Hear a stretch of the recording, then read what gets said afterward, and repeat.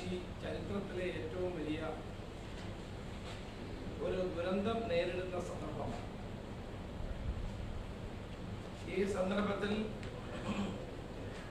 രാഷ്ട്രീയം പറയരുത് എന്നുള്ളതാണ് ഞങ്ങൾ ആഗ്രഹിക്കുന്ന ഒരു കാര്യം. രാഷ്ട്രീയ അഭിപ്രായ വ്യത്യാസങ്ങളൊക്കെ മാറ്റിവെച്ച് കോവിഡ് പ്രതിരോധ പ്രവർത്തനങ്ങളിൽ സജീവമായി UDF പ്രവർത്തകന്മാർ മുന്നിൽ നിന്ന് എന്ന കാര്യം എല്ലാവർക്കും അറിയുന്ന കാര്യം. ഇപ്പോഴും ആ കോവിഡ് പ്രതിരോധ പ്രവർത്തനങ്ങളിൽ UDFന്റെ പ്രവർത്തകന്മാരും നേതാക്കന്മാരും ജാഗരൂകമായി തന്നെ മുന്നോട്ട് പോകുന്ന സന്ദർഭമാണ്. UDF നേതൃത്വത്തിലുള്ള ത്രിതല പഞ്ചായത്ത് സംവിധാനങ്ങൾ പൂർണ്ണമായും കോവിഡ് പ്രതിരോധ പ്രവർത്തനങ്ങൾക്ക് സ്തുത്യർഹമായ നേതൃത്വമാണ് നൽകിയത്. ഇപ്പോഴും അത് തുടർന്നുകൊണ്ടിരിക്കുകയാണ്. കേന്ദ്ര സംസ്ഥാന ഗവൺമെന്റുകൾ നിർദ്ദേശിച്ചിട്ടുള്ള ആരോഗ്യ പ്രോട്ടോകോൾ പരമാവധി പാലിച്ചുകൊണ്ട് മുന്നോട്ട് പോകാനുള്ള നിർദ്ദേശങ്ങളാണ് UDF താഴെ തലം വരെ നൽകിയിട്ടുള്ളത്. പ്രയാസവും ദുഃഖവും അനുഭവിക്കുന്ന ജനങ്ങളെ പരമാവധി സഹായിക്കാൻ വേണ്ടിയിട്ടുള്ള പ്രവർത്തനങ്ങൾക്കാണ് വാർഡ് തലം വരെ UDF പ്രവർത്തകന്മാർ നേതൃത്വം നൽകിയത്. ഭക്ഷ്യക്കിറ്റുകൾ വിതരണം ചെയ്യുന്ന കാര്യത്തിലാണെങ്കിലും മരുന്നുകൾ എത്തിക്കുന്ന കാര്യത്തിലാണെങ്കിലും ആളുകളെ ആശുപത്രിയിൽ എത്തിക്കുന്ന കാര്യത്തിലാണെങ്കിലും ഏറ്റവും അവസാനം ഓൺലൈൻ പഠനത്തിന് വേണ്ടിയിട്ട് ഉള്ള സൗകര്യം ഒരുക്കുന്ന കാര്യത്തിലാണെങ്കിലും എല്ലാം UDF പ്രവർത്തകർ സജീവമായി തന്നെ രംഗത്ത് നിന്ന് പ്രവർത്തിച്ചു എന്നത് എല്ലാവർക്കും ബോധ്യമുള്ള ഒരു കാര്യമാണ്.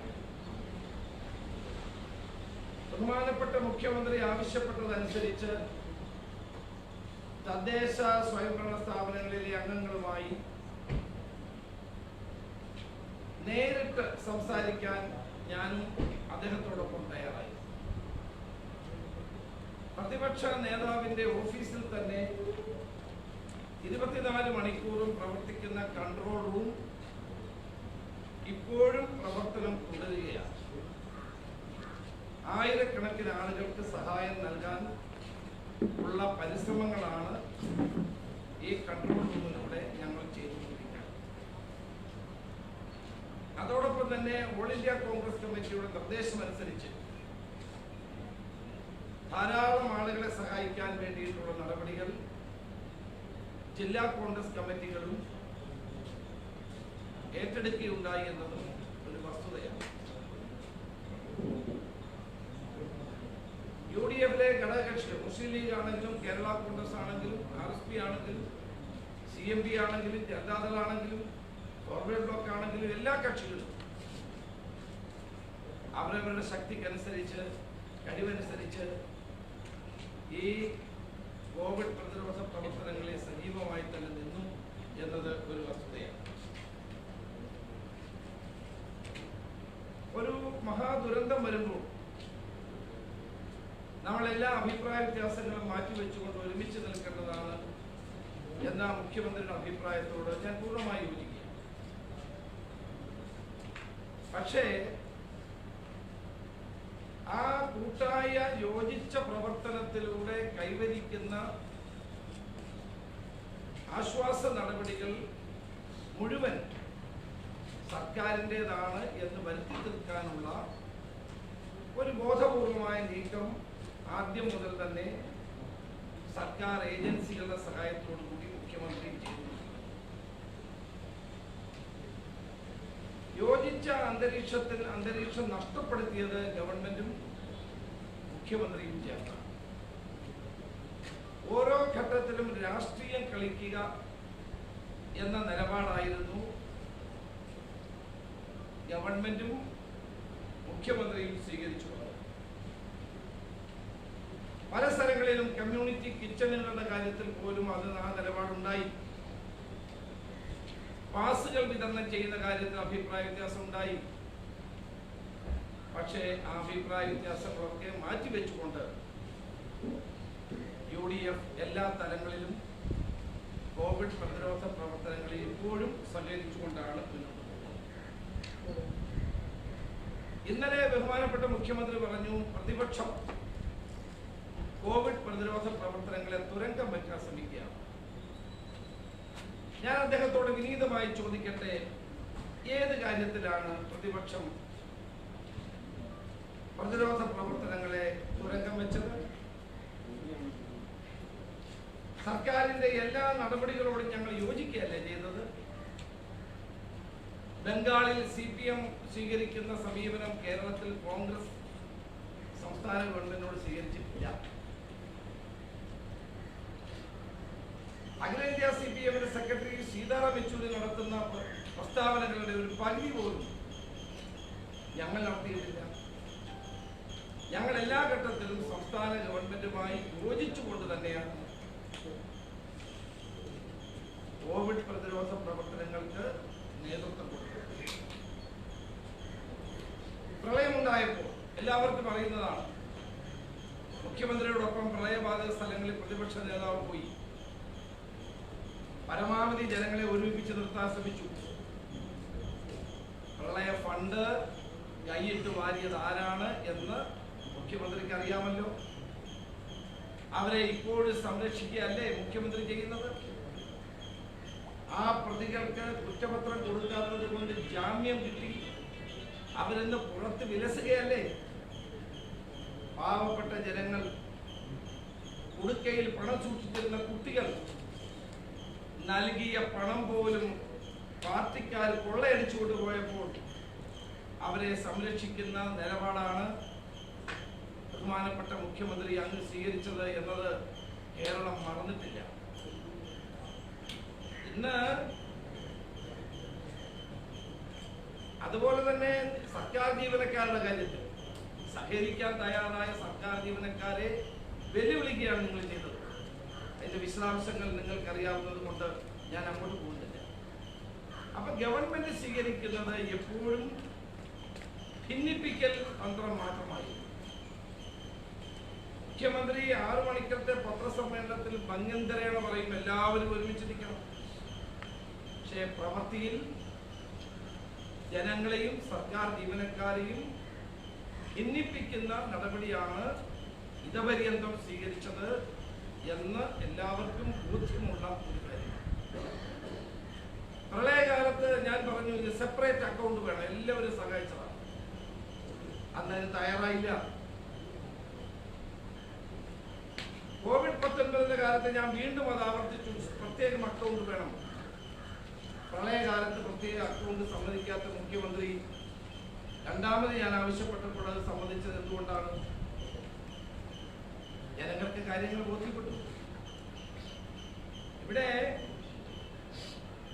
സർക്കാരിന്റെ വീഴ്ചകൾ ചൂണ്ടിക്കാണിക്കുക പ്രതിപക്ഷത്തിന്റെ ചുമതലയാണ്.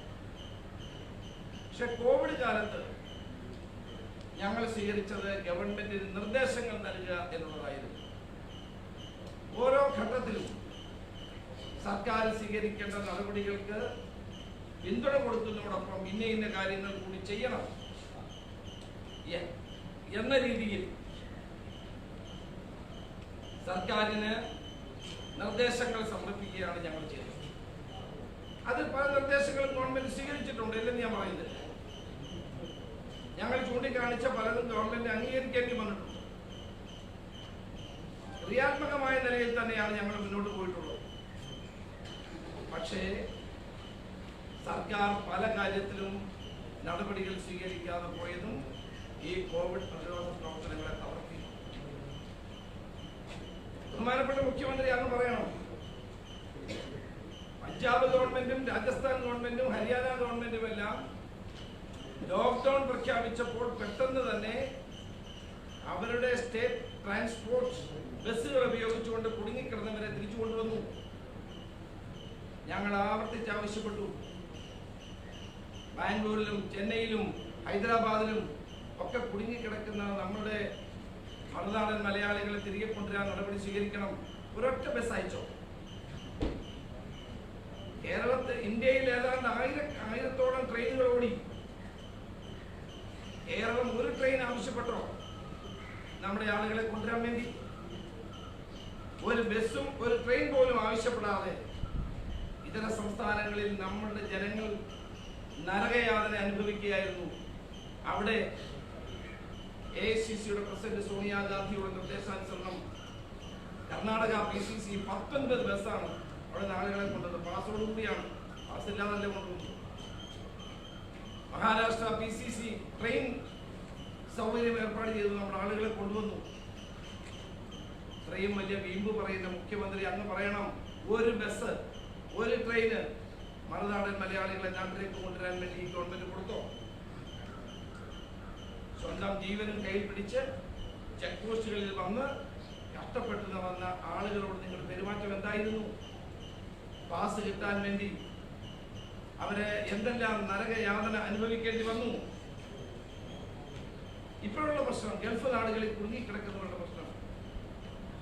ഈ ഗവൺമെന്റ് അവരെ കബളിപ്പിക്കുകയും വഞ്ചിക്കുകയും ചെയ്യുന്നത്.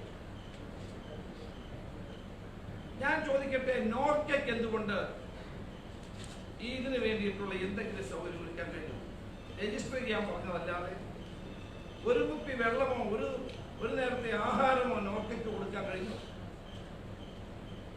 കോൺഗ്രസിനോടും ലീഗിനോടും ആഭിമുഖ്യമുള്ള പ്രവാസി സംഘടനകളാണ് KMCC-യും OICC-യും ഇൻഗാസും ഒക്കെയാണ് അവിടെ പാവങ്ങളെ സഹായിക്കാൻ വേണ്ടി മുന്നിട്ട് പ്രവർത്തിച്ചത്.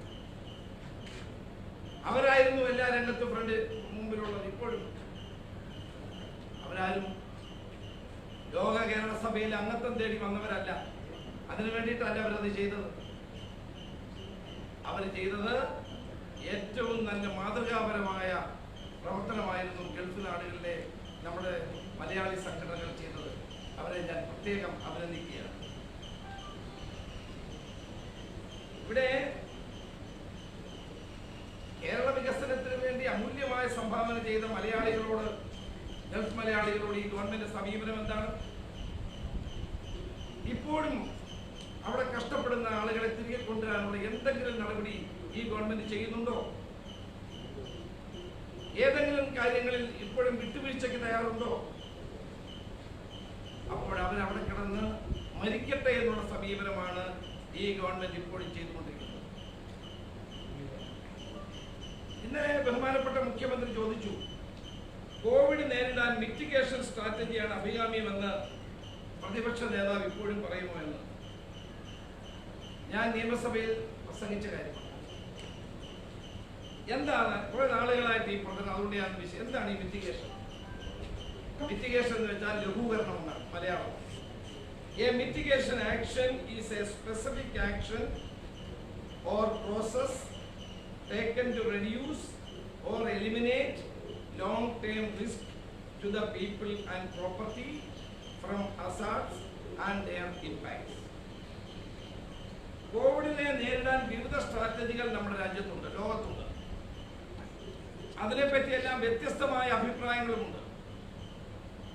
ഇപ്പോൾ തന്നെ ലോക്ക്ഡൌൺ, രോഗികളുടെ എണ്ണം കുറഞ്ഞ സമയത്ത് ലോക്ക്ഡൌൺ ആരംഭിച്ചു, കൂടിയ സമയത്ത് ലോക്ക്ഡൌൺ പിൻവലിച്ചു. ഇതൊരു വിമർശനാത്മകമായി ഇന്ന് ഇന്ത്യയിലെ പത്രങ്ങളിൽ ചർച്ച ചെയ്യുന്നൊരു വിഷയമാണ്. അപ്പോൾ പ്രിയപ്പെട്ട മുഖ്യമന്ത്രി, അങ്ങ് മനസ്സിലാക്കണം, ഇപ്പൊ കേരളത്തിൽ ഇന്ന് ഞായറാഴ്ചയാണ്, ഇന്ന് ലോക്ക്ഡൌൺ ഇല്ല. ഇപ്പൊ നടക്കുന്ന ഇത് മിറ്റിഗേഷൻ തന്നെയാണ്. സമ്പൂർണ്ണ ലോക്ക്ഡൌൺ ഇപ്പോഴില്ലല്ലോ. ഹോട്ട്സ്പോട്ടുകളിൽ മാത്രമായി അത് ചുരുങ്ങിയില്ലേ? ഇൻസ്റ്റിറ്റ്യൂഷൻ ക്വാറന്റൈനും പ്രത്യേക ക്വാറന്റൈൻ കേന്ദ്രങ്ങളും അവസാനിപ്പിച്ച് നിങ്ങളിപ്പോ ഹോം ക്വാറന്റൈനും റൂം ക്വാറന്റൈനുമായിട്ട് മാറിയില്ലേ? ഇത് തന്നെയാണ് മിറ്റിഗേഷൻ.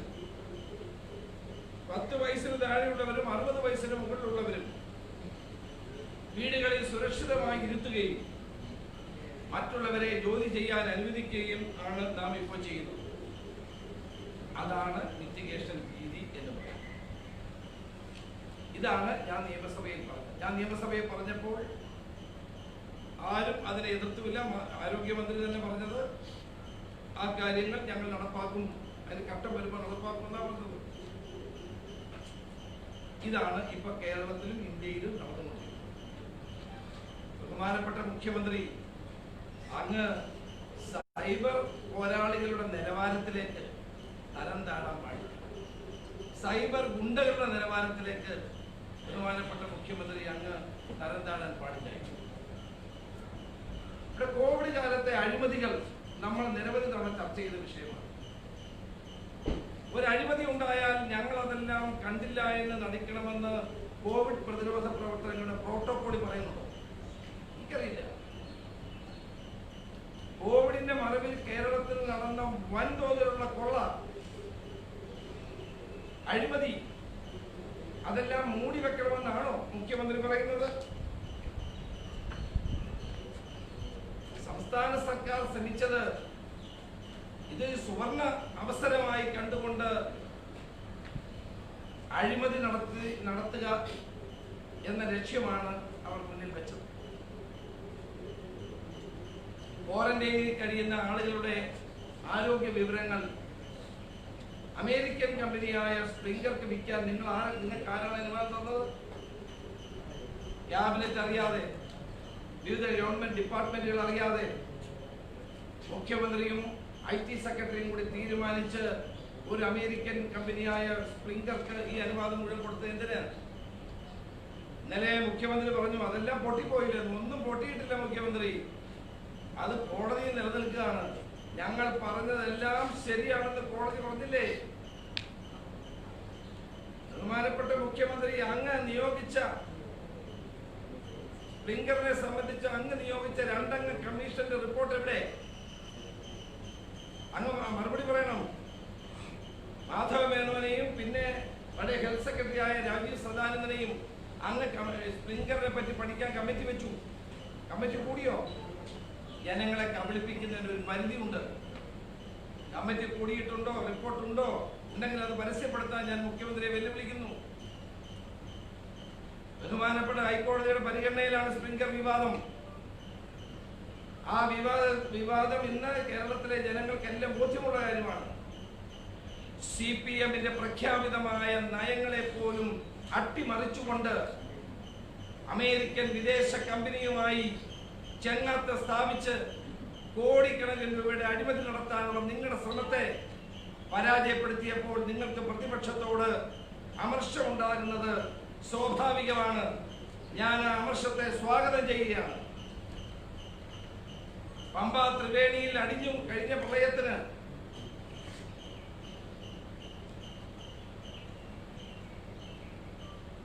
കഴിഞ്ഞ പ്രളയകാലത്ത് അടിഞ്ഞുകൂടിയ 150 കോടിക്കും 200 കോടിക്കും ഇടയിൽ വിലമതിക്കുന്ന ആ മണൽ മുഴുവൻ ഒരു കടലാസ് പൊതുമേഖലാ സ്ഥാപനത്തിന് കൊടുക്കാനും അതുവഴി കോട്ടയത്ത് ഒരു സ്വകാര്യ കമ്പനിക്ക് വിൽക്കാനും നിങ്ങൾ തീരുമാനിച്ചതിനെ ഞാൻ പുറത്തു കൊണ്ടുവന്നപ്പോൾ, പ്രതിപക്ഷം പുറത്തു കൊണ്ടുവന്നപ്പോൾ നിങ്ങൾക്ക് പ്രതിഷേധമുണ്ടാകുന്നത് മിസ്റ്റർ പിണറായി വിജയൻ, നിങ്ങൾക്കത് ഉണ്ടാകുന്നത് സ്വാഭാവികമാണ്.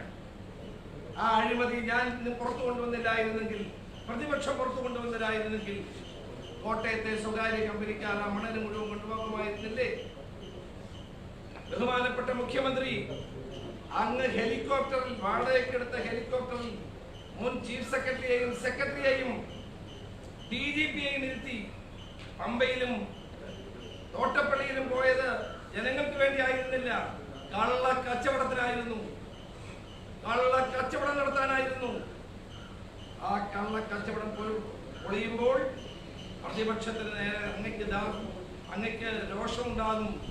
അതിനെ ഞാൻ സ്വാഗതം ചെയ്യുന്നു. വൈദ്യുതി ചാർജിന്റെ പേരിലുള്ള കൊള്ളയടി കേരളത്തിലെ ജനങ്ങൾ മുഴുവൻ ഒറ്റക്കെട്ടായി എതിർത്തതാണ്. ഈ കൊള്ളയടി അവസാനിപ്പിക്കണമെന്ന് പറഞ്ഞ് ജനങ്ങൾ ഒറ്റക്കെട്ടായി സമരരംഗത്ത് വന്നു. UDF നടത്തിയ ലൈറ്റ്സ് ഓഫ് കേരള എന്ന പദ്ധതി സർവ ജനങ്ങളും സ്വാഗതം ചെയ്ത പദ്ധതിയായിരുന്നു. ആ പദ്ധതിക്ക് കിട്ടിയ സ്വീകാര്യത നിങ്ങളുടെ കണ്ണു തുറപ്പിച്ചു. 200 കോടി രൂപയുടെ ആനുകൂല്യം പ്രഖ്യാപിച്ചു. അതുപോലെ ഇനിയും ചെയ്യണം. കാരണം ബില്ലിലെ അപാകതകൾ പരിഹരിക്കണം. പക്ഷേ പ്രതിപക്ഷം ശക്തമായി അത് ഉന്നയിച്ചു. നിങ്ങൾക്ക് ഞങ്ങളോട് അതൃപ്തി സ്വാഭാവികം. ലോകം മുഴുവൻ ഒരു മഹാമാരിയെ നേരിടുമ്പോൾ ഇതാണ് അവസരം എന്ന് കരുതി 10 ചക്രമുണ്ടാക്കാൻ ഇറങ്ങിത്തിരിച്ച ആളുകളുടെ തനിനിറം പുറത്തു കൊണ്ടുവന്ന ഞങ്ങളുടെ നേർക്ക് നിങ്ങളുടെ ഈ ധാർമ്മിക രോഷം സ്വാഭാവികമാണ്. കള്ളനെ കൈയോടെ പിടിച്ചാൽ ഉണ്ടാകുന്ന ജാള്യതയിൽ നിന്നാണ് മുഖ്യമന്ത്രി ഇന്നലെ പ്രതിപക്ഷത്തിന് നേരെ ആഞ്ഞടിച്ചത്. KPCC പ്രസിഡന്റ് ശ്രീ മുല്ലപ്പള്ളി രാമചന്ദ്രനെതിരായി ഇന്നലെ ബഹുമാനപ്പെട്ട മുഖ്യമന്ത്രി ചില പരാമർശങ്ങൾ നടത്തി. ഞാൻ കുട്ടിക്കാലത്ത് ഒരു കഥ വായിച്ചിട്ടുണ്ട്. ശ്രീരാമകൃഷ്ണ പരമഹംസന്റെ അടുക്കൽ ഒരമ്മ തന്റെ മകനെയും കൂട്ടി ചെന്നു. ആ അമ്മ പറഞ്ഞു, ഇവൻ ശർക്കര ധാരാളമായി കഴിക്കുന്നുണ്ട്, ഇവൻ ശർക്കര കഴിക്കുന്നു എന്ന് നിർത്തിത്തരണം. ശ്രീരാമകൃഷ്ണ പരമഹംസൻ പറഞ്ഞു, നിങ്ങൾ 1 മാസം കഴിഞ്ഞ് എന്നെ വന്ന് കാണാൻ. 1 മാസം കഴിഞ്ഞ് അവർ വന്ന് കണ്ടു. അപ്പോൾ അദ്ദേഹം ആ കുട്ടിയെ ഉപദേശിച്ചു, നീ ശർക്കര ഇങ്ങനെ കഴിക്കരുത്. അപ്പോൾ അമ്മ ചോദിച്ചു, എന്താണ് അങ്ങ് 1 മാസം കഴിഞ്ഞ് വരാൻ പറഞ്ഞത്? ശ്രീരാമകൃഷ്ണ പരമഹംസൻ പറഞ്ഞു, ഞാനും ഈ ശർക്കര നിരന്തരം കഴിച്ചുകൊണ്ടിരുന്ന ഒരാളാണ്. അതുകൊണ്ട് ഞാൻ ഈ കുട്ടിയെ ഉപദേശിക്കുന്നതിന് മുമ്പ് എനിക്കത് നിർത്തണം. ആ കഥ കേരളത്തിന്റെ മുഖ്യമന്ത്രിക്ക് ഒരു അനുഭവ പാഠമാകട്ടെ എന്നാണ് എനിക്ക് പറയാനുള്ളത്. കേരളത്തിന്റെ മുഖ്യമന്ത്രി അങ്ങ് നടത്തിയ ആളുകളെ അപമാനിക്കുന്നത് പദപ്രയോഗങ്ങൾ വേറെ ആരെങ്കിലും നടത്തിയിട്ടുണ്ടോ കേരളത്തിൽ? താമരശ്ശേരി ബിഷപ്പ് അദ്ദേഹത്തെ അങ്ങ് വിളിച്ചത് എന്താണ്? നികൃഷ്ട ജീവി എന്നാണ് അങ്ങ് വിളിച്ചത്. ഒരു ബിഷപ്പ് എന്ന് പറയുമ്പോൾ സ്വാഭാവികമായി സമൂഹം അംഗീകരിക്കുന്ന വ്യക്തിത്വമാണ്. ദൈവദാസനായ അദ്ദേഹത്തെ നികൃഷ്ട ജീവി എന്ന് വിളിച്ചിട്ട് ഇതുവരെ അങ്ങ് ഒരു മാപ്പ് പറയാൻ തയ്യാറായിട്ടില്ലല്ലോ, ക്ഷമ പറയാൻ തയ്യാറായിട്ടില്ലല്ലോ. ഇന്ത്യൻ പാർലമെന്റിലെ ഏറ്റവും നല്ല എംപിമാരിൽ ഒരാളാണ് ശ്രീ NK പ്രേമചന്ദ്രൻ. അദ്ദേഹത്തിന് പാർലമെന്റിൽ നിന്ന് അവാർഡ് ലഭിച്ചതാണ് ബെസ്റ്റ് പാർലമെന്റേറിയൻ. അങ്ങ് അദ്ദേഹത്തെ വിളിച്ചത് എന്താണ്? പരനാറി. അങ്ങ് അദ്ദേഹത്തെ പരനാറി എന്ന് വിളിച്ചപ്പോൾ 36,000 വോട്ടിനാണ് കൊല്ലത്തെ ജനങ്ങൾ അദ്ദേഹത്തെ വിജയിക്കുന്നത്. രണ്ടാമത് അദ്ദേഹം തെരഞ്ഞെടുപ്പിൽ നിന്നപ്പോൾ അദ്ദേഹം അങ്ങ് പരനാറി പ്രയോഗത്തിൽ ഉറച്ചു നിൽക്കുന്നു എന്ന് പറഞ്ഞപ്പോൾ കൊല്ലത്തെ ജനങ്ങൾ 1,48,000 വോട്ടിൽ അദ്ദേഹത്തെ വിജയിക്കും. ഇനിയും അങ്ങ് അതിൽ ഉറച്ചു നിന്നാൽ അദ്ദേഹത്തിന്റെ ഭൂരിപക്ഷം ഇതിന്റെ ഇരട്ടിയാകും എന്നാണ് കൊല്ലത്തുകാർ പറയുന്നത്. TP ചന്ദ്രശേഖരൻ എന്ന് പറയുന്ന ഒരു ചെറുപ്പക്കാരൻ, 51 വയസ്സുള്ള ചെറുപ്പക്കാരൻ 51 വെട്ടുവെട്ടിക്കൊന്നിട്ട് ആ ചോരയുടെ ചൂട് മാറുന്നതിന് മുമ്പ് അങ്ങ് അവരെ കൊലംകുത്തി എന്ന് വിളിച്ചില്ലേ? അങ്ങ് തിരുത്തിയിട്ടുണ്ടോ? മാതൃഭൂമി ദിനപത്രത്തിന്റെ MD ആയിരുന്ന K ഗോപാലകൃഷ്ണനെ അങ്ങ് വിളിച്ചത് എന്താണ്? എടോ ഗോപാലകൃഷ്ണ എന്ന് പറഞ്ഞ് ആക്ഷേപിച്ചില്ലേ? അങ്ങ് മാപ്പ് പറഞ്ഞോ? ചെറ്റത്തരം ഈ വാക്കുകൾ നിരന്തരം പ്രസംഗങ്ങളിൽ അങ്ങ് ഉപയോഗിക്കുന്നത് കേട്ട് കേരളം ലജ്ജിച്ച് തലതാഴ്ത്തിയിട്ടുണ്ട്. അങ്ങ് ആ പദങ്ങൾ പിൻവലിച്ചിട്ടുണ്ടോ? മുല്ലപ്പള്ളിയുടെ പിതാവിനെ പോലും വന്യനായ പിതാവ് ഗോവ വിമോചന സമരത്തിൽ പങ്കെടുത്ത് സ്വാതന്ത്ര്യ സമര സേനാനിയായി ജനങ്ങൾ ആദരിക്കുന്ന മുല്ലപ്പള്ളി ഗോപാലിനെ അങ്ങ് എത്ര മോശമായ പദപ്രയോഗമാണ് നടത്തിയത്. അങ്ങയുടെ മന്ത്രിസഭയിലുള്ള മന്ത്രിമാർ സ്ത്രീകളെ പൂതനയെന്നും സ്ത്രീകളെ എനിക്ക് പറയാൻ പാടില്ലാത്ത വാക്കുകൾ ഉപയോഗിച്ചപ്പോഴും അങ്ങയുടെ മൗനം കേരളം കണ്ടതാണ്. LDF കൺവീനർ രമ്യ ഹരിദാസിനെ പറ്റി പറഞ്ഞ വാക്കുകൾ അങ്ങ് കേട്ടില്ലല്ലോ. കേട്ടിട്ടും അങ്ങ് ഒരക്ഷരം വേണ്ടിയില്ലല്ലോ. സ്ത്രീകളെ പറ്റിയുള്ള അങ്ങയുടെ മന്ത്രിമാരുടെ പദസമ്പത്തുകൾ കേരളം ധാരാളം കേട്ടിട്ടുള്ളതാണ്. അപ്പോഴൊന്നും അങ്ങ് ഒരു അക്ഷരം വേണ്ടിയില്ലല്ലോ. കായംകുളം MLA മാധ്യമ പ്രവർത്തകരെ പറ്റി നടത്തിയ പരാമർശത്തെ പറ്റി അങ്ങയുടെ ബെഡായി ബംഗാളിൽ ചോദ്യം ചോദിച്ചപ്പോൾ അങ്ങ് അത് അറിഞ്ഞതേയില്ല. വനിതാ കമ്മീഷന്റെ ബഹുമാന്യായ ചെയർപേഴ്സൺ പാർട്ടിയാണ് പോലീസും പാർട്ടിയാണ് കോടതിയുമെന്ന് പരസ്യമായി പ്രഖ്യാപിച്ചത് അങ്ങയോട് ചോദിച്ചപ്പോൾ അങ്ങ് അത് അറിഞ്ഞില്ല. കേരളത്തിൽ ജനങ്ങൾക്ക് അറിയാവുന്ന വ്യക്തിത്വമാണ് ശ്രീ മുല്ലപ്പള്ളി രാമചന്ദ്രൻ. അദ്ദേഹം ഞാൻ നടത്തിയ സത്യാഗ്രഹത്തിന്റെ വേളയിൽ ചില കാര്യങ്ങൾ പറഞ്ഞു. അതിനെ സംബന്ധിച്ച് അദ്ദേഹം വിശദീകരിച്ചത് കൊണ്ട് ഞാൻ അങ്ങോട്ട് പോകുന്നില്ല. പക്ഷേ മുല്ലപ്പള്ളി രാമചന്ദ്രനെ ഒറ്റയ്ക്ക് വിട്ടുതിരിഞ്ഞ് ആക്ഷേപിക്കാനും അപമാനിക്കാനും കേരളത്തിലെ കോൺഗ്രസുകാർ അനുവദിക്കില്ല, കേരളത്തിലെ UDF അനുവദിക്കില്ല.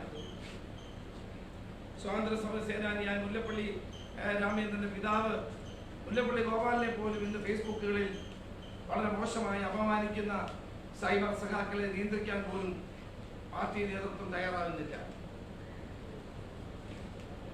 ഇന്ന് കോൺഗ്രസ് പാർട്ടിയെ UDF-നെ ഏതെല്ലാം അവസരം കിട്ടിയാലും അപമാനിക്കുക എന്നുള്ളത് മാത്രമാണ് മുഖ്യമന്ത്രി സ്വീകരിച്ചിരിക്കുന്ന സമീപനം. സെക്രട്ടേറിയറ്റിൽ ഞങ്ങൾ നടത്തിയ സമരം വാസ്തവത്തിൽ ഞങ്ങളുടെ സമരം നടത്താൻ ആഗ്രഹിച്ചതല്ല. ഞങ്ങൾ രണ്ട് കാര്യത്തിലാണ് സമരം ചെയ്തത്. ഒന്ന്, പ്രവാസികളോടുള്ള ക്രൂരത.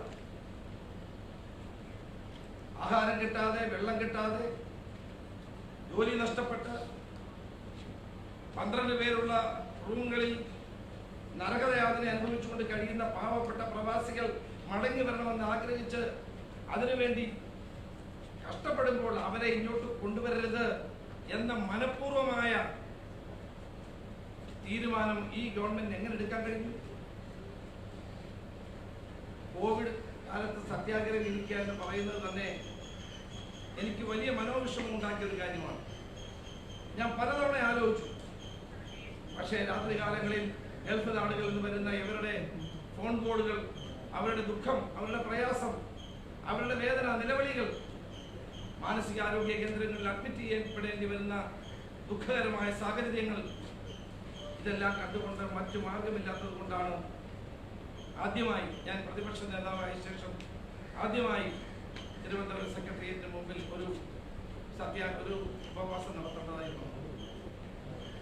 നമ്മുടെ സഹോദരന്മാർ മരിച്ചു വീഴുമ്പോൾ, നമ്മുടെ സഹോദരന്മാർക്ക് ഒരു മാർഗവുമില്ലാതെ കഷ്ടപ്പെടുമ്പോൾ, നമ്മളൊക്കെ ഗൾഫ് നാടുകളിൽ ചെല്ലുമ്പോൾ മുഖ്യമന്ത്രി നമ്മളെ സ്വീകരിക്കുന്ന ഈ പാവങ്ങളല്ലേ, നമ്മളെ സ്വീകരിക്കുകയും നമുക്ക് സ്വീകരണം നൽകുകയും ചെയ്ത ഈ പാവങ്ങളല്ലേ, അവർക്ക് നാട്ടിലേക്ക് തിരിച്ചു വരാതിരിക്കാൻ എന്തെല്ലാം മാർഗമുണ്ട് എന്ന് ഗവേഷണം നടത്തുന്ന അങ്ങ് അവരോട് നീതിയാണോ ചെയ്യുന്നത്?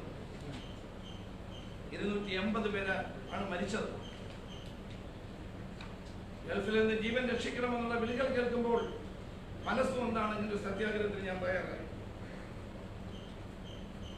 നോൺ കോവിഡ് സർട്ടിഫിക്കറ്റ് ഇല്ലെങ്കിൽ ആരും വരരുത് എന്ന നിർബന്ധ ബുദ്ധി എന്തിനാണ്? ട്രെയിനുകളിൽ ആളുകൾ വരുമ്പോൾ അവർക്ക് നോൺ കോവിഡ് സർട്ടിഫിക്കറ്റ് ഉണ്ടോ? ബസ്സുകളിൽ ആളുകൾ കൂട്ടമായി വരുമ്പോൾ അവർക്ക് സർട്ടിഫിക്കറ്റ് ഉണ്ടോ? ഡൊമസ്റ്റിക് എയർലൈൻസിൽ യാത്ര ചെയ്യുന്ന ആളുകൾക്ക് നോൺ കോവിഡ് സർട്ടിഫിക്കറ്റ് ഉണ്ടോ? മറ്റ് രാജ്യങ്ങളിലെ ആളുകൾക്ക് നോൺ കോവിഡ് സർട്ടിഫിക്കറ്റ് വേണ്ട. യൂറോപ്പിൽ നിന്ന് വരുന്നവർക്ക്, അമേരിക്കയിൽ നിന്ന് വരുന്നവർക്ക്, ഓസ്ട്രേലിയയിൽ നിന്ന് വരുന്നവർക്ക്, അയർലൻഡിൽ നിന്ന് വരുന്നവർക്ക് ഇത് വേണ്ട. ഗൾഫ് നാടുകളിൽ ലേബർ ക്യാമ്പിൽ കഴിയുന്ന പാവപ്പെട്ടവൻ, അവന് ടിക്കറ്റ് പോലും എടുക്കാൻ നിവൃത്തിയില്ലാതെ മറ്റുള്ളവരുടെ ടിക്കറ്റിൽ കയറി വരുമ്പോൾ അവർക്ക് നോൺ കോവിഡ് സർട്ടിഫിക്കറ്റ് വേണമെന്ന് അങ്ങ് നിർബന്ധിക്കുമ്പോൾ അതിനെതിരായി സമരം ചെയ്യാനുള്ള ഉത്തരവാദിത്വം എനിക്കുള്ളത് കൊണ്ടാണ് ഞാൻ സമരം ചെയ്തത്. അങ്ങ് അതിനെ കളിയാക്കി. നമുക്കറിയാം, ഗൾഫ് നാടുകളിൽ പരിമിതമായ ആരോഗ്യ സംവിധാനങ്ങളാണുള്ളത്. ഗൾഫ് നാടുകളിൽ ടെസ്റ്റുകൾ ചെയ്യാനുള്ള സൗകര്യമില്ല. അപ്പോൾ നമ്മൾ ചെയ്യേണ്ടത് എന്താണ്? അവരെ ഇവിടെ കൊണ്ടുവന്ന് ടെസ്റ്റ് നടത്തി ക്വാറന്റൈനിലാക്കി ഐസൊലേറ്റ് ചെയ്ത് അവർക്ക് രോഗമുണ്ടെങ്കിൽ ആ രോഗത്തിൽ നിന്ന് അവരെ രക്ഷിക്കുന്ന നടപടിയല്ലേ നമ്മൾ ചെയ്യുന്നത്? അവരെ നമ്മൾ രോഗവാഹകരാണെന്ന് പറഞ്ഞ് കളിയാക്കുകയാണോ വേണ്ടത്? ജനങ്ങളെ തമ്മിൽ ഭിന്നിപ്പിക്കുകയാണോ ചെയ്യേണ്ടത്? രോഗവ്യാപനം തടയാൻ കഴിയാത്തവരാണോ നമ്മൾ ഇനി കിറ്റ് അയക്കുന്നത് പറയുന്നത്? കിറ്റ് അയക്കുക എന്ന് പറഞ്ഞാൽ അതിന് ധാരാളം നടപടിക്രമങ്ങളുണ്ട്. എംബസികളുടെ അനുവാദം വേണം, കേന്ദ്ര ഗവൺമെന്റ് അനുവാദം വേണം. അതായത് ആ രാജ്യങ്ങളിലെ നിയമങ്ങൾക്കനുസരിച്ചാകണം. ഇതെല്ലാം അപ്രായോഗികമായ നടപടികൾ തന്നെയാണ്. ഓരോ രാജ്യത്തും നിലനിൽക്കുന്ന നിയമങ്ങൾക്കനുസരിച്ച് പലപ്പോഴും ഇത് പ്രായോഗികമായി നടപ്പാകാത്തത് കൊണ്ടാണ് ഞങ്ങൾ പറഞ്ഞത് ഇവരെ കൊണ്ടുവരണം, ഇവരെ ക്വാറന്റൈനിൽ പാർപ്പിക്കണം, ഇവർക്ക് രോഗമുണ്ടോ എന്ന് പരിശോധിക്കണം, അവരെ സുഖപ്പെടുത്തണം. അല്ലാണ്ട് അവരെ ഇവിടെ കൊണ്ടുവന്ന് രോഗം വ്യാപിപ്പിക്കണമെന്നല്ലല്ലോ ഞങ്ങൾ പറയുന്നത്. സെക്രട്ടേറിയറ്റിൽ ഞാൻ നടത്തിയ ഉപവാസത്തിൽ പ്രവർത്തകർ വന്നു എന്നുള്ള സ്വാഭാവികം. സത്യത്തിൽ ഞങ്ങൾ പ്രവർത്തകരോട് വരരുതെന്നാണ് പറഞ്ഞത്. ഇതൊരു വൈകാരിക വിഷയമാകുമ്പോൾ സ്വാഭാവികമായി കുറച്ച് ആളുകൾ വന്നു. സാധാരണഗതിയിലാണ് ഞങ്ങൾ നടത്തുന്ന സമരത്തിന്റെ 4 ആളുകൾ പോലും വന്നില്ല. കാരണം ഞങ്ങൾ അവരോട് നിർദ്ദേശിച്ചു, നിങ്ങൾ ആളുകൾ വരണ്ട, കാരണം കോവിഡ് പ്രതിരോധത്തിന്റെ കാലമാണ്. പക്ഷെ ഈ വൈകാരികമായ വിഷയമാകുമ്പോൾ കുറെ ആളുകൾ വന്നു എന്നുള്ളത് ശരിയാണ്. അവർക്കെതിരെ കേസെടുക്കുമെന്ന് പറഞ്ഞു. ശരിയാണ്, കേസെടുത്തോട്ടെ, അതൊന്നും കുഴപ്പമില്ല. കേരളം മുഴുവൻ UDF പ്രവർത്തകർക്ക് നേരെ കേസെടുത്തുകൊണ്ടിരിക്കുക. എന്റെ പേരിൽ ഇപ്പോൾ തന്നെ 4-5 കേസായി. എനിക്ക് പ്രശ്നമില്ല. കേരളം കണ്ട ഏറ്റവും നീചമായ ഒരു കൊലപാതകം KP ചന്ദ്രശേഖരൻ എന്ന് പറയുന്ന ഒരു ചെറുപ്പക്കാരനെ 51 വെട്ടുകൾ വെട്ടി കൊലപ്പെടുത്തിയ കേസിലെ ജീവപര്യന്തം തടവിന് ശിക്ഷിക്കപ്പെട്ട ഒരു വ്യക്തി ഇവിടെ ശവസംസ്കാര ചടങ്ങിൽ 2000 പേരാണ് പങ്കെടുത്തത്. മിസ്റ്റർ പിണറായി വിജയൻ, അങ്ങേക്ക് ആരോഗ്യ പ്രോട്ടോകോളിന്റെ കാര്യത്തിൽ എന്തുകൊണ്ട് ഒരു നിഷ്കർഷത പാലിക്കാനോ അവിടെ പങ്കെടുത്ത ആളുകളുടെ പേരിൽ എന്തുകൊണ്ട് കേസെടുക്കാനോ കഴിയുന്നില്ല? പോത്തൻകോട് സ്കൂളിൽ പിഞ്ചു കുട്ടികളെ സംഘടിപ്പിച്ച് തിരുവനന്തപുരം ജില്ലയുടെ ചാർജുള്ള മന്ത്രി നടത്തിയ പ്രവർത്തനത്തിന് എന്തുകൊണ്ട് കേസെടുത്തില്ല? കടകംപള്ളി സുരേന്ദ്രന്റെ പേരിൽ. കോവിഡ് രോഗികളോട് ഏറ്റവും അടുത്ത് പെരുമാറിയ AC മൊയ്തീൻ എന്ന മന്ത്രിക്കെതിരെ എന്തുകൊണ്ട് കേസെടുത്തില്ല? എല്ലാ ക്വാറന്റൈൻ ലംഘനങ്ങളും ദിവസവും നടത്തിക്കൊണ്ടിരിക്കുന്ന കൃഷിമന്ത്രി സുനിൽകുമാറിനെതിരായിട്ട് എന്തുകൊണ്ട് കേസെടുത്തില്ല? ഇടുക്കി പീരുമേട്ടിൽ കോവിഡ് ഡ്യൂട്ടി വിട്ടുവീഴ്ചയില്ലാതെ നടപ്പാക്കിയ പോലീസ് സ്റ്റേഷനിലേക്ക് CPM-കാർ ആക്രമിക്കുകയും പോലീസുകാരെ മർദ്ദിക്കുകയും ചെയ്തതിന് അവരുടെ പേരിൽ എന്ത് നടപടിയാണ് സ്വീകരിച്ചത്? മുഖ്യമന്ത്രി വളരെ വളരെ തരം താണ നിലയിലാണ് ഇന്നലെ UDF-ന്റെ സമരത്തെ പറ്റി പറഞ്ഞത്. ഒരു ക്യാമറയുടെ ഫ്രെയിമിൽ വരാൻ വേണ്ടി ഉള്ള തത്രപ്പാടുകളെ പറ്റിയാണ് മുഖ്യമന്ത്രി പറഞ്ഞത്. അടുത്ത കാലത്ത് നമ്മുടെ നാട്ടിൽ ഒരു കല്യാണം നടന്നു. ആ ഫോട്ടോ നിങ്ങളൊക്കെ കണ്ടു കാണും. പരോളിൽ ഇറങ്ങിയ ഒരു കൊലക്കേസ് പ്രതി ഒരു വധൂവരന്മാരോടൊപ്പം ഒറ്റ ഫ്രെയിമിൽ തിരക്കി നിന്ന കാര്യം ആരും മറന്നിട്ടില്ല. മാസ്ക് ധരിക്കാതെ കല്യാണത്തിൽ പങ്കെടുത്ത ആളുകളുടെ ഫോട്ടോ നമ്മൾ കണ്ടതാണ്. അതൊന്നും കേരളം മറന്നിട്ടില്ല എന്ന് മിസ്റ്റർ പിണറായി വിജയൻ ഓർക്കണം എന്നാണ് എനിക്ക് പറയാനുള്ളത്. കായംകുളം MLA മാധ്യമ പ്രവർത്തകരെ പറ്റി പറഞ്ഞ കാര്യം നേരത്തെ സൂചിപ്പിച്ചു. കാസർഗോഡ് CPM-ന്റെ 2 നേതാക്കന്മാർ മഹാരാഷ്ട്രയിൽ നിന്ന് ആളുകളെ കടത്തിക്കൊണ്ടുവന്നു രഹസ്യമായി. ഒരു നടപടിയും അവരുടെ പേരിൽ എടുത്തില്ല. എന്തുകൊണ്ട് എടുത്തില്ല എന്ന് മുഖ്യമന്ത്രി വിശദീകരിക്കട്ടെ. ബഹുമാനപ്പെട്ട മുഖ്യമന്ത്രി ഇന്നലെ വേറൊരു കാര്യം പറഞ്ഞു. COVID-19 പ്രതിരോധ പ്രവർത്തനത്തിനിടയിൽ പ്രതിപക്ഷ നേതാവും പ്രതിപക്ഷവും കേന്ദ്ര ഗവൺമെന്റിനോടൊന്നും ആവശ്യപ്പെടുന്നില്ല, ഞങ്ങളെ വിമർശിക്കുക മാത്രമാണ് ചെയ്യുന്നത്. അദ്ദേഹം മാധ്യമങ്ങളിലൂടെ വരുന്ന വാർത്തകൾ ശ്രദ്ധിക്കുമെന്നാണ് എന്റെ വിശ്വാസം. ഞാൻ ഈ COVID-19 ഉണ്ടായതിനു ശേഷം സംസ്ഥാനത്തിന്റെ ആവശ്യങ്ങൾ മുൻനിർത്തി 19 കത്തുകളാണ് പ്രധാനമന്ത്രിക്ക് അയച്ചത്. 19 പ്രവാസികളെ മടക്കിക്കൊണ്ടുവരുന്ന പ്രശ്നങ്ങൾ ഉൾപ്പെടെ ലോകത്തിന്റെ വിവിധ ഭാഗങ്ങളിൽ കുടുങ്ങിക്കിടക്കുന്ന മലയാളികളെ കൊണ്ടുവരാൻ വേണ്ടി 38 കത്തുകളാണ് വിദേശകാര്യമന്ത്രിക്ക് അയച്ചത്. ഇതുകൂടാതെ കേന്ദ്ര ഊർജ്ജ മന്ത്രിക്ക് 1 കത്തും, ദുബായ് കൗൺസിൽ ജനറലിന് 18 കത്തും, ഒമാൻ, സൗദി, റഷ്യ, ഖത്തർ രാജ്യങ്ങൾ ഇന്ത്യൻ പ്രതിനിധികൾക്ക് കത്തുകൾ അയക്കുന്നു. ഭൂരിഭാഗം കത്തുകളിലും അനുഭാവപൂർവമായ ഇടപെടലുണ്ടായി. കേന്ദ്ര ഗവൺമെന്റിനോട് കേരളത്തിന് പ്രത്യേക ധനസഹായം ഗ്രാന്റ് കോവിഡ് പ്രതിരോധ പ്രവർത്തനങ്ങൾക്ക് അനുവദിക്കണമെന്ന് പറഞ്ഞതും ഞാൻ തന്നെയാണ്. GST കുടിശ്ശിക വൈകാതെ നൽകണമെന്ന് ഞങ്ങൾ ആവശ്യപ്പെട്ടു. 14ാം ധനകാര്യ കമ്മീഷന്റെ പ്രത്യേക നിർദ്ദേശാനുസരണമുള്ള റവന്യൂ ഡെഫിസിറ്റിന്റെ ഗ്രാന്റ് കിട്ടണമെന്ന് ഞങ്ങൾ കേന്ദ്രത്തോട് ആവശ്യപ്പെട്ടു. ഇതൊന്നും ഞാൻ PR ഏജൻസികൾ മുഖേന പ്രചരിപ്പിച്ചിട്ടില്ല എന്നുള്ള സത്യമാണ്. അത് പ്രചരിപ്പിക്കാൻ എനിക്ക് കഴിഞ്ഞില്ല. എനിക്ക് PR ഏജൻസി ഇല്ലാത്തത് കൊണ്ട് കഴിഞ്ഞില്ലെന്നേ ഉള്ളൂ. അപ്പോൾ ദുഷ്ടലാക്കോടെയാണ് പ്രതിപക്ഷം ഒന്നും കേന്ദ്രത്തോട് ആവശ്യപ്പെട്ടില്ല എന്നങ്ങ് പറഞ്ഞത്. ഞാനൊന്ന് ചോദിക്കട്ടെ, ഇടുക്കിയിലെ പൊതുപ്രവർത്തകനായ ഉസ്മാനെ അങ്ങ് എന്തിനാണ് ആക്ഷേപിക്കുന്നത്? ഉസ്മാൻ രോഗം ഭേദമായി വന്നപ്പോൾ അങ്ങൊരു നല്ല വാക്ക് പറഞ്ഞു. സാമൂഹിക അകലം പാലിച്ചില്ലെന്ന് പറഞ്ഞ് MP മാർക്കെതിരെ അങ്ങ് കേസെടുത്തില്ലേ? TN പ്രതാപനും VK ശ്രീകണ്ഠനും Shafi Parambil MLA, Anil അക്കരെ MLA, രമ്യ ഹരിദാസ് തുടങ്ങിയവർക്കെതിരെ കേസെടുത്തില്ലേ?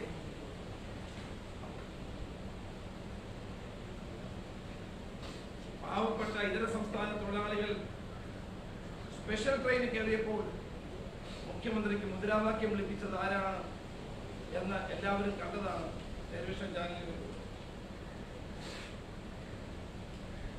ഈ ദുരന്തത്തെ രാഷ്ട്രീയമായ നേട്ടത്തിന് വേണ്ടി ഉപയോഗിച്ചത് ആരാണെന്ന് കേരളത്തിലെ ജനങ്ങൾക്ക് ഇന്ന് പൂർണ്ണ ബോധ്യമുണ്ട്. ബെഡായി പറഞ്ഞ് എല്ലാവരെയും പറ്റിക്കാമെന്ന് മുഖ്യമന്ത്രി കരുതണ്ട. 20,000 കോടി രൂപയുടെ പാക്കേജ് എവിടെ? ആട് കിടന്നത്തൊരു കൂട പോലും ഇല്ല എന്നുള്ള നിലയിലാണ് 20,000 കോടി രൂപയുടെ പാക്കേജിന്റെ സ്ഥിതി. ഒരാൾക്കും ഒരു സഹായം കിട്ടി. 2.5 ലക്ഷം പേരുടെ ക്വാറന്റൈൻ ആവിയായിപ്പോയി. തിരിച്ചു വരുന്ന പ്രവാസികൾക്ക് 5,000 രൂപ വെച്ച് കൊടുക്കുമെന്ന് പറഞ്ഞു. ഇപ്പോഴവർക്കെല്ലാം സർട്ടിഫിക്കറ്റ് വേണം. ആളുകളൊക്കെ തഹസിൽദാരുടെ മുമ്പിൽ സർട്ടിഫിക്കറ്റിന് വേണ്ടി കത്തുകിടക്കും. അപ്പോൾ പ്രവാസി വിഷയമടക്കം വൈദ്യുതി ബില്ലടക്കം ഉള്ള പ്രശ്നങ്ങളിൽ കോവിഡ് പ്രതിരോധ പ്രവർത്തനങ്ങൾ താളം തെറ്റുന്നുവെന്ന് കണ്ടപ്പോൾ ഉണ്ടായ ജാള്യതയാണ് പ്രതിപക്ഷത്തിനെതിരായി ഇന്നലെ മുഖ്യമന്ത്രി ഉറഞ്ഞ് തുള്ളിയത്. ആ തുള്ളൽ കൊണ്ടൊന്നും കാര്യം നടക്കില്ല. ജനങ്ങൾ ഇതെല്ലാം കാണുന്നുണ്ട്. ജനങ്ങൾക്കിതെല്ലാം ബോധ്യപ്പെടുന്ന കാര്യമാണ് എന്ന് അദ്ദേഹത്തെ വിനയപൂർവ്വം ഓർമ്മിപ്പിക്കാൻ ഈ അവസരം ഞാൻ ഉപയോഗിക്കും. കോവിഡ് പ്രതിരോധ പ്രവർത്തനങ്ങൾ ഇന്ന് എവിടെ നിൽക്കുന്നു എന്ന് കൂടി നമ്മൾ പരിശോധിക്കാം. ഞങ്ങൾ തുടക്കം മുതൽ ആവശ്യപ്പെടുന്നത് എന്താണ്? കൂടുതൽ ടെസ്റ്റുകൾ നടത്തും. ഏറ്റവും കുറച്ച് ടെസ്റ്റുകൾ നടത്തിയ സംസ്ഥാനങ്ങളിൽ ഒന്നാണ് കേരളം. ഇതുവരെ 1,78,599 ടെസ്റ്റുകൾ മാത്രമാണ് നടത്തിയത്. ഇന്ത്യയിൽ 1 കോടിയിലധികം ജനസംഖ്യയുള്ള 21 സംസ്ഥാനങ്ങളിൽ ടെസ്റ്റിന്റെ കാര്യത്തിൽ കേരളം 12ാം സ്ഥാനത്താണ്. ഡൽഹി 3.5 ലക്ഷവും മഹാരാഷ്ട്ര 6.5 ലക്ഷവും പേരെ ടെസ്റ്റ് നടത്തും. 1 ലക്ഷം ആളുകൾക്ക് 520 ടെസ്റ്റ് മാത്രമാണ് കേരളത്തിൽ ഇപ്പോഴും നടത്തുന്നത്. വ്യാപകമായി ടെസ്റ്റ് നടത്തുന്നുണ്ടെന്ന് പറയുന്നെങ്കിലും ഇപ്പോഴും ദിവസവും 5000-ൽ താഴെ ആളുകൾക്ക് മാത്രമാണ് ടെസ്റ്റിംഗ് നടത്തുന്നത്. എന്നാൽ അയൽ സംസ്ഥാനമായ തമിഴ്നാട് 30,000 ടെസ്റ്റുകളും, കർണാടക 10,000 ടെസ്റ്റുകളും, ആന്ധ്രാപ്രദേശ് 17,000 ടെസ്റ്റുകൾ നടത്തുന്നു. മുഖ്യമന്ത്രി ഇന്നലെ പറഞ്ഞല്ലോ, നമ്മൾ സാമൂഹ്യ വ്യാപനത്തിന്റെ ഭീഷണിയിലാണ്. അതിന്റെ കാരണം നമ്മൾ ഈ ടെസ്റ്റുകൾ കൂടുതൽ നടത്താത്തത് കൊണ്ടാണ്. കണ്ണൂരിൽ ചക്ക തലയിൽ വീണ ആശുപത്രിയിലായ ആൾക്കും, തിരുവനന്തപുരത്ത് വാഹനാപകടത്തിൽപ്പെട്ട ആൾക്കും, ഒരു കേസിൽ പോലീസ് പിടിയിലായ ആൾക്കും കോവിഡ് പോസിറ്റീവായത് സംസ്ഥാനത്ത് തിരിച്ചറിയപ്പെടാത്ത കോവിഡ് രോഗികൾ ഉണ്ട് എന്നതിനുള്ള തെളിവല്ലേ? സംസ്ഥാനത്ത് രോഗം ബാധിച്ചതിൽ 87 പേർക്ക് ഇപ്പോഴും അവരുടെ ഉറവിടം ഈ രോഗം എവിടെ നിന്ന് കിട്ടി എന്നുള്ളതിനെ സംബന്ധിച്ച് ഒരു വിവരവും ഇല്ല എന്നുള്ളതാണ് വസ്തുത. ഇന്നലെ ഇന്ത്യൻ എക്സ്പ്രസിൽ ഒരു വാർത്ത വന്നിട്ടുണ്ട്. കേരളത്തിൽ നിന്ന് മറ്റ് സംസ്ഥാനങ്ങളിലേക്ക് പോകുന്നവർ കോവിഡ് പോസിറ്റീവ് ആകുന്നു. തമിഴ്നാട്ടിലെത്തിയ 47 കേരളീയർക്ക് കോവിഡ് പോസിറ്റീവ് ആയിട്ടുള്ള വാർത്തയാണ് ഇന്നലെ ഇന്ത്യൻ എക്സ്പ്രസ് വലിയ വിശദമായ റിപ്പോർട്ടായി. അപ്പോൾ ഈ വിവരങ്ങളൊക്കെ മറച്ചു വെക്കുന്ന എന്തിനാണ്? നമ്മൾ കോവിഡ് ടെസ്റ്റുകൾ പൂർണ്ണമായും ഭംഗിയായും കൂടുതലായി നടത്തിയാൽ മാത്രമേ വ്യാപനം തടയാൻ നമുക്ക് സാധ്യമാവുകയുള്ളൂ എന്നത് ഗവൺമെന്റ് മനസ്സിലാക്കണം. അപ്പോൾ നിങ്ങൾ ക്രെഡിറ്റ് അടിക്കാൻ വേണ്ടിയിട്ട് ഇത്തരം പ്രവർത്തനങ്ങൾ നടത്താതിരിക്കുന്നത് ഒരിക്കലും ശരിയായ നടപടിയല്ല. കേരളത്തിൽ സ്പ്രിംഗറെ കൊണ്ടുവന്നത് PR വർക്കിന് വേണ്ടിയാണെന്ന് കൊച്ചുകുട്ടികൾക്ക് പറയാം. അദ്ദേഹം പറഞ്ഞു, പ്രതിപക്ഷ നേതാവ് പറഞ്ഞു, ഞാൻ ചിരിക്കുന്നത് പോലും PR മുഖ്യമന്ത്രി ചിരിച്ചു കണ്ടിട്ടില്ല. ഇപ്പോഴൊക്കെ ചിരിക്കുന്നുള്ളത് കൊണ്ടാണ് എല്ലാവരും പറയുന്നത് PR ഏജൻസി പറഞ്ഞിട്ടാണ് ഇത് ചെയ്യുന്നത്. നേരത്തെ അങ്ങനെ ഒരു രീതി ഇല്ലാത്തത് കൊണ്ടാണ്. ഇപ്പൊ കേരളത്തിൽ ഇന്ന് ചെയ്യേണ്ടത് PR വർക്കല്ല. ഇന്ന് ചെയ്യേണ്ടത് കൂടുതൽ ടെസ്റ്റ് നടത്തി രോഗവ്യാപനം ഇല്ലാതാക്കാനുള്ള സത്വര നടപടികളാണ് വേണ്ടത് എന്ന് ഞാൻ ഗവൺമെന്റിനെ ഓർമ്മിപ്പിക്കുക. എനിക്ക് ശ്വാസം മുട്ടുന്നു, ഇവിടെ ഞാൻ കിടന്ന് ചാവും, മനഃപൂർവ്വം അവർ ചികിത്സ തരുന്നില്ല. കണ്ണൂരിൽ കഴിഞ്ഞ ദിവസം മരണമടഞ്ഞ 28 വയസ്സുള്ള ഒരു എക്സൈസ് ഉദ്യോഗസ്ഥൻ സുനിൽ സഹോദരൻ അയച്ച വോയിസ് മെസ്സേജാണ്. ഇതിനെപ്പറ്റി ചോദിച്ചപ്പോൾ മരിക്കാൻ സമയത്ത് പറഞ്ഞ പിച്ചും പേയും എന്ന മട്ടിലാണ് മുഖ്യമന്ത്രി പ്രതികരിച്ചത്. എത്ര ക്രൂരമായിട്ടാണ് അദ്ദേഹം ഇത് പറഞ്ഞത്. മരണസമയത്ത് ഓക്സിജൻ ആവശ്യപ്പെട്ടിട്ട് അതുപോലും കൊടുക്കാതെ മരണത്തിലേക്ക് ആ ചെറുപ്പക്കാരൻ പോയത് എന്ത് ദുഃഖകരമായ ഒരു കാര്യമാണ്. ഇതാണോ കോവിഡ് പ്രതിരോധത്തിലെ നമ്പർ 1 രീതി? തിരുവനന്തപുരം മെഡിക്കൽ കോളേജിൽ 2 രോഗികൾ ആത്മഹത്യ ചെയ്തു. ആരുടെ കുറവുകൊണ്ടാണ്? ആരുടെ വീഴ്ച കൊണ്ടാണ്? ഒരു പബ്ലിക് ഹെൽത്ത് ഹസാർഡിനെ പബ്ലിക് റിലേഷൻസ് എക്സസൈസ് ആക്കി മാറ്റാനുള്ള നിങ്ങളുടെ ശ്രമത്തിനിടയിലാണ് ഇത്തരം ദുരന്തങ്ങൾ നമ്മുടെ നാട്ടിൽ ഉണ്ടാകുന്നത് എന്നുകൂടി പറയാൻ ഞാൻ ആഗ്രഹിക്കാം. ഒരു കാര്യം കൂടി പറഞ്ഞ് ഞാൻ അവസാനിപ്പിക്കാം. ബഹുമാനപ്പെട്ട മുഖ്യമന്ത്രി, അങ്ങ് ചൈനയെ പറ്റി എന്താണ് മിണ്ടാത്തത്? പത്രസമ്മേളനത്തിൽ അതാത് ദിവസം പ്രധാനപ്പെട്ട കാര്യങ്ങളൊന്നും അങ്ങ് വിട്ടുപോകാതെ സംസാരിക്കാറുണ്ടല്ലോ. ചൈനീസ് അതിക്രമത്തെ പറ്റി അങ്ങ് ഒരു അക്ഷരം പറഞ്ഞില്ല. അങ്ങയുടെ ട്വീറ്റ് ഞാൻ കണ്ടു. ട്വിറ്ററിൽ 20 ഇന്ത്യൻ ജവാന്മാരുടെ രക്തസാക്ഷിത്വത്തെ പറ്റി അങ്ങ് പറഞ്ഞു. പക്ഷേ ചൈന എന്നൊരു വാക്ക് പറഞ്ഞില്ല. യെച്ചൂരിയും ചൈന എന്ന വാക്ക് ഉച്ചരിക്കുന്നില്ല. ഇപ്പോഴും ചങ്കിലെ ചൈന തന്നെയാണോ എന്ന് CM മുഖ്യമന്ത്രി അങ്ങ് വ്യക്തമാക്കണം. ഞങ്ങളെ സംബന്ധിച്ചിടത്തോളം ഒരു കാര്യം ഞാൻ അസന്നിഗ്ധമായി തന്നെ കേരളത്തിലെ ജനങ്ങളെ അറിയിക്കാൻ ആഗ്രഹിക്കുന്നു. കോവിഡ് പ്രതിരോധ പ്രവർത്തനങ്ങളുടെ സജീവമായ ഇടപെടലിന് പിണറായി വിജയന്റെ സർട്ടിഫിക്കറ്റ് ഞങ്ങൾക്ക് വേണ്ട. കേരളത്തിലെ പ്രതിപക്ഷത്തിന് ജനങ്ങളുടെ ഉത്തരവാദിത്വമുണ്ട്. അവരുടെ ആരോഗ്യത്തിൽ ഞങ്ങൾക്ക് ആശങ്കയുണ്ട്. അവരുടെ ജീവനെ സംബന്ധിച്ച് ഞങ്ങൾക്ക് പൂർണ്ണമായും ജീവൻ നിലനിർത്താനും നമ്മുടെ എല്ലാവരുടെയും ജീവൻ നിലനിർത്തുന്ന കാര്യത്തിൽ ഞങ്ങൾക്ക് മറ്റാരേക്കാൾ കൂടുതൽ താല്പര്യമുണ്ട്, അതുകൊണ്ട് തന്നെ ഈ കാര്യത്തിൽ ഗവൺമെന്റ് ഞങ്ങളെ എത്ര അവഗണിച്ചാലും ആക്ഷേപിച്ചാലും പരിഹസിച്ചാലും കോവിഡ് പ്രതിരോധ പ്രവർത്തനങ്ങളിൽ മറ്റാരേക്കാൾ കൂടുതൽ മുമ്പിൽ നിന്നുകൊണ്ട് കേരളത്തിലെ UDF പ്രവർത്തകന്മാർ പ്രവർത്തിക്കും. ഒരു സംശയവും ആ കാര്യത്തിൽ വേണ്ട. കേന്ദ്ര ഇപ്പോഴും പ്രവാസികളോടുള്ള ഗവൺമെന്റിന്റെ തെറ്റായ നയം തുടരുകയാണ്. അതിൽ പ്രതിഷേധിച്ച് കേരളത്തിലെ 140 നിയോജക മണ്ഡലങ്ങളിലും ഈ മാസം 25-ാം തീയതി രാവിലെ UDF പ്രവർത്തകന്മാർ ആരോഗ്യ പ്രോട്ടോകോൾ പാലിച്ചുകൊണ്ട് സാമൂഹ്യ അകലം പാലിച്ചുകൊണ്ട് ഞങ്ങൾ സത്യാഗ്രഹം ഇരിക്കാൻ തീരുമാനിച്ചിട്ടുണ്ട് എന്നുകൂടി ഞാൻ സൂചിപ്പിക്കാൻ ആഗ്രഹിക്കുന്നു. ഇവിടെ CPM-ന്റെ ഒരു സമരത്തെ പറ്റി മുഖ്യമന്ത്രി പറഞ്ഞു. ഞങ്ങൾ കണ്ടതാണ് ആ സമരം. പല സ്ഥലങ്ങളിലും ഒരു പ്രോട്ടോക്കോളും ആരും പാലിച്ചു കണ്ടിട്ടില്ല. അതൊക്കെ പോകട്ടെ. അദ്ദേഹത്തിന് എപ്പോഴും പ്രതിപക്ഷത്തിന്റെ പ്രവർത്തനങ്ങളിലുള്ള അപാകതയെ പറ്റി മാത്രമേ സംസാരിക്കാൻ സമയമുള്ളൂ എന്നുള്ളത് കൊണ്ട് ഞാനത് വിടുന്നു. ഏതായാലും കേരളത്തിലെ UDF-നെ എഴുത്തിക്കാണിക്കാനും കോൺഗ്രസ് പാർട്ടിയെ അപമാനിക്കാനും ഉള്ള മുഖ്യമന്ത്രിയുടെ ശ്രമത്തിനെതിരായി ജനങ്ങൾ തന്നെ മുന്നോട്ട് വരും എന്നുള്ള കാര്യത്തിൽ സംശയം. മുഖ്യമന്ത്രിയുടെ വാർത്താസമ്മേളനത്തിൽ പ്രധാനമായിട്ട് ആക്ഷേപിച്ചത് മുല്ലപ്പള്ളി രാമചന്ദ്രൻ ആരോഗ്യവകുപ്പ് മന്ത്രിയുടെ പരാമർശം. ആ പരാമർശത്തിൽ നിന്ന് മുസ്ലിം ലീഗിന്റെ ജനറൽ സെക്രട്ടറി KPA മജീദ് അടക്കം തള്ളി പറഞ്ഞിരിക്കുന്നു. അതിനെ നിങ്ങളിപ്പോൾ ന്യായീകരിക്കുന്നു.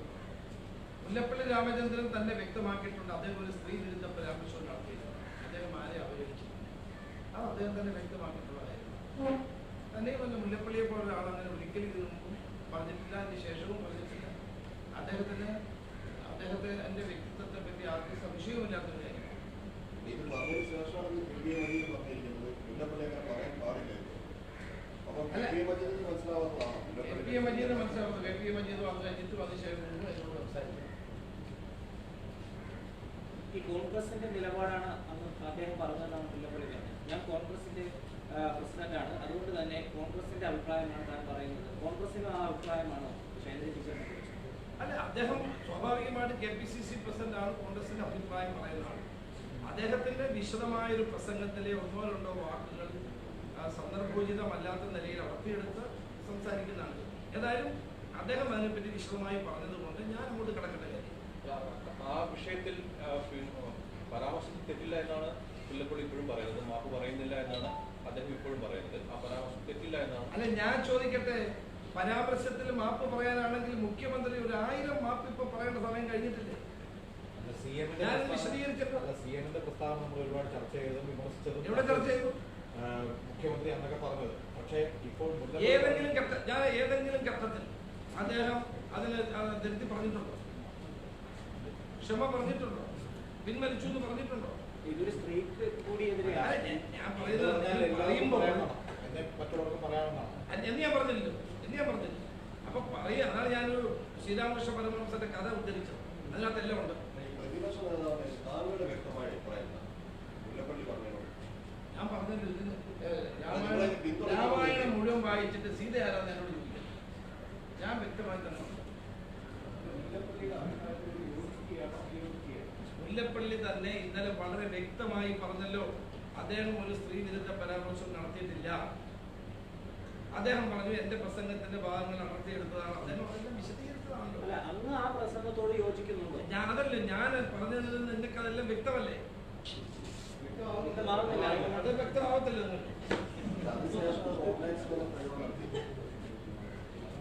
ആ കാര്യത്തെ പറ്റി എനിക്ക് പറയാനുള്ളത് ഞാൻ പറഞ്ഞു. കൂടുതൽ ചോദിച്ചാലും എനിക്ക് ഇതേ അഭിപ്രായം. ഈ പ്രസ്താവനയുമായി ബന്ധപ്പെട്ടാണ് ഈ സംശയം മൊത്തം വരുന്നത്. അതിനോട് യോജിക്കുന്നുണ്ടോ? അതിനെ സംബന്ധിച്ച് ബഹുമാനായ KPCC പ്രസിഡന്റ് വളരെ വിശദമായി തന്നെ ഇന്നലെ അതിൽ പ്രതിപാദിക്കുന്നത്. അദ്ദേഹം പറഞ്ഞതിനെ പറ്റി അതിനപ്പുറത്തേക്ക് ഒരു വാക്ക് എനിക്ക് പറയാം. അങ്ങനെ സംസാരിച്ചായിരുന്നു.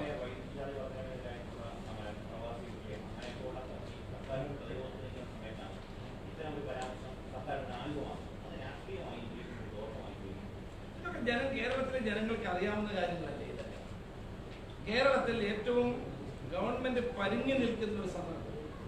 അപ്പൊ കിട്ടുന്ന ഏതെങ്കിലും ഒരു കത്തിത്തുരുമ്പ് പിടിച്ചിട്ട് ഞങ്ങൾക്ക് അതെല്ലാം മറച്ചു കളയാമെന്ന് വിചാരിക്കുകയാണെങ്കിൽ ഒക്കെ തെറ്റായ കാര്യമാണ്. ജനങ്ങൾക്കറിയില്ല.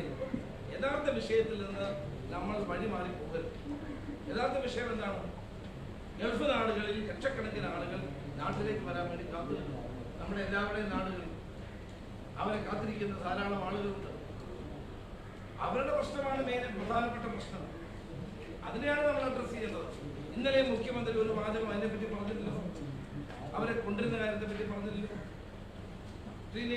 അവരുടെ ടെസ്റ്റുകൾ നടത്തുന്നതിനെ പറ്റി അവിടെ ടെസ്റ്റുകൾ പ്രായോഗികമല്ല എന്ന് ആളുകൾ പറയുന്നുണ്ട്. എംബസിയുടെ അനുവാദം കിട്ടത്തില്ല എന്ന് പറയുന്നുണ്ട്. നമുക്കറിയില്ല, നമുക്ക് അതിനെപ്പറ്റി അറിയത്തില്ല. നമ്മളത് അത് ഗവൺമെന്റാണ് പറയുന്നത്. സർക്കാരിനെതിരെ അന്ന് നടത്തിയ വലിയൊരു സമരത്തിൽ വെച്ചാണ് ഇത്തരം ഒരു പരാമർശം ഉണ്ടായി. അത് അന്ന് നടത്തിയ ആ ഒരു സമരത്തിന്റെ ഭംഗിയെ കെടുത്തിക്കളഞ്ഞു. ഞങ്ങൾ നടത്തിയ സമരം ജനങ്ങളുടെ ഹൃദയത്തിലുള്ള സമരമാണെന്ന്, ജനങ്ങൾ അംഗീകരിക്കുന്ന സമരമാണ്, കേരളം മുഴുവൻ നെഞ്ചിലേറ്റിയ ഒരു സമരമാണ്. ആ സമരം ഈ നാട്ടിലെ ജനങ്ങൾക്ക് വേണ്ടിയുള്ള സമരമായിരുന്നു. നമ്മൾ ആലോചിക്കണം, പ്രവാസികൾ എത്രമാത്രം പ്രയാസം അനുഭവിക്കുന്നു, ബുദ്ധിമുട്ട് അനുഭവിക്കുന്നു. അവർക്ക് വേണ്ടി നടത്താൻ അങ്ങനെയൊന്നും ചെറുതായി നമ്മൾ കാണരുത് ആ സമരം. അതുകൊണ്ട് തന്നെയാണ് ആ സമരവുമായിട്ട് 25-ാം തീയതിയാണ് ലാസ്റ്റ് ഡേറ്റ് അല്ലേ സർട്ടിഫിക്കറ്റിന് വേണ്ടി പറഞ്ഞിരിക്കുന്നത്. അതുകൊണ്ട് അന്ന് ഗവൺമെന്റ് വീണ്ടും റീകൺസിഡർ ചെയ്യണമെന്ന് ആവശ്യപ്പെട്ടുകൊണ്ട് UDF സമരം 25-ാം തീയതി 140 നിയോജകമണ്ഡലങ്ങളിലും നടത്താനും തീരുമാനിച്ചു. അല്ല, ഈ ഒരു അഭിപ്രായം അങ്ങയുടെ സമരത്തിന്റെ ഭംഗി കെടുത്തിയോ ഇല്ലയോ എന്നുള്ളതാണ്. അല്ല, ഇങ്ങനെയുള്ള അല്ല,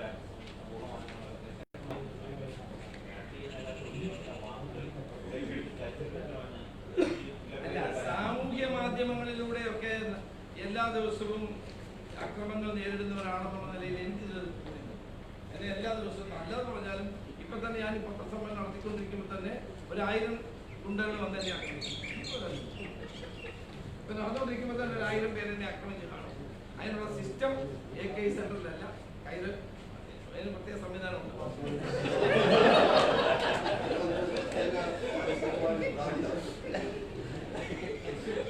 മാനസികമായ വിഭ്രാന്തി ആർക്കാണ് എന്ന് ഇന്നലത്തെ 6 മണിയുടെ ബഡായി ബംഗ്ലാവ് കണ്ടപ്പോൾ എല്ലാവർക്കും ബോധ്യമായി.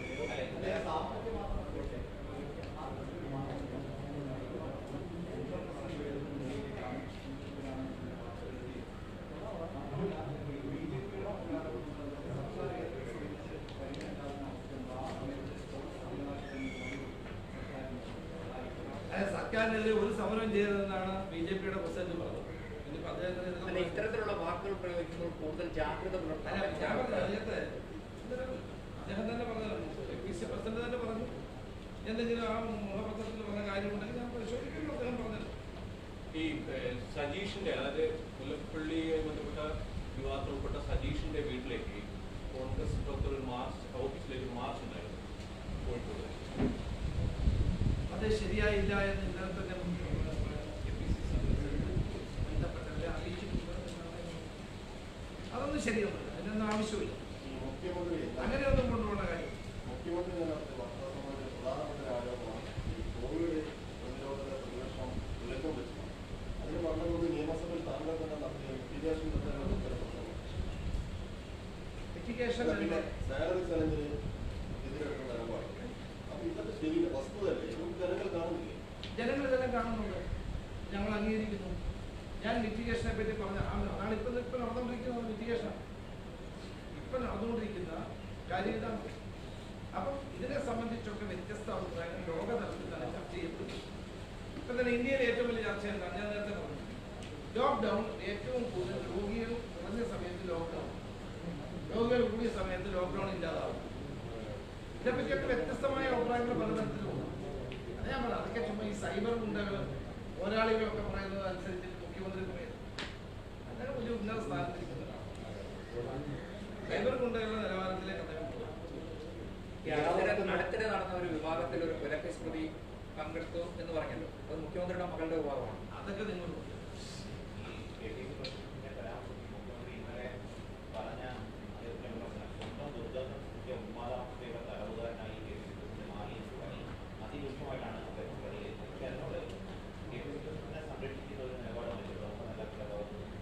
ആ വാചകം ബഹുമാനപ്പെട്ട മുഖ്യമന്ത്രി പറഞ്ഞത് അദ്ദേഹത്തിന് സ്ഥലജല വിഭ്രാന്തി.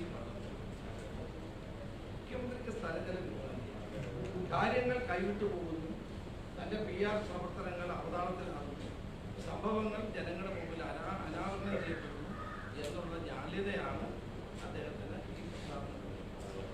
അദ്ദേഹത്തെ നിർബന്ധിതനാണ്.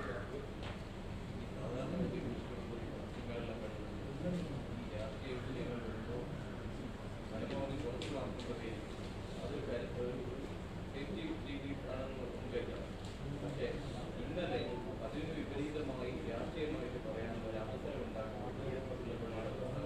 അല്ലല്ല, ഒരിക്കലും അല്ല. കാരണം അദ്ദേഹത്തിന് അടിക്കടി ഉണ്ടാകുന്ന തിരിച്ചടികൾ കണ്ടിട്ടാണ്. കാരണം പ്രതിപക്ഷം പറഞ്ഞതനുസരിച്ച് ഇലക്ട്രിസിറ്റി ബോർഡ് പണ്ട് ഗവൺമെന്റിനും ചാർജ് കുറയ്ക്കേണ്ടി വന്നു. ഞങ്ങൾ പറഞ്ഞതനുസരിച്ച് 20 എന്നുള്ള നോൺ കോവിഡ് സർട്ടിഫിക്കറ്റ് 25 വരെ നീട്ടേണ്ടി വന്നില്ലേ? പ്രവാസി ലോകം മുഴുവൻ കടുത്ത എതിർപ്പല്ലേ മുഖ്യമന്ത്രിക്ക് നേരിടേണ്ടി വരുന്നത്? അപ്പൊ ഇതെല്ലാം കൊണ്ടാണ് അദ്ദേഹം ഞങ്ങളെ കടന്നാക്രമിച്ചത്, അല്ലാണ്ട് വേറെന്ത് കാര്യമോ? പിന്നെ അന്ന് ബിജു പറഞ്ഞത് ശരിയല്ല.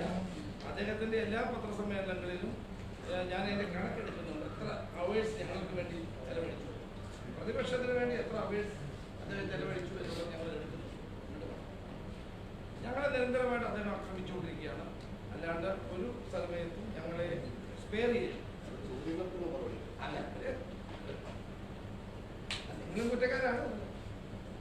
ഈ ലീഗ് ജമാഅത്ത് ഇസ്ലാമിയുമായ രഹസ്യമായിട്ടുള്ള ഒരു ലീഗ് ഇത് നമുക്ക് ഇത് മതി, ബാക്കി നമുക്ക് താങ്ക് യു.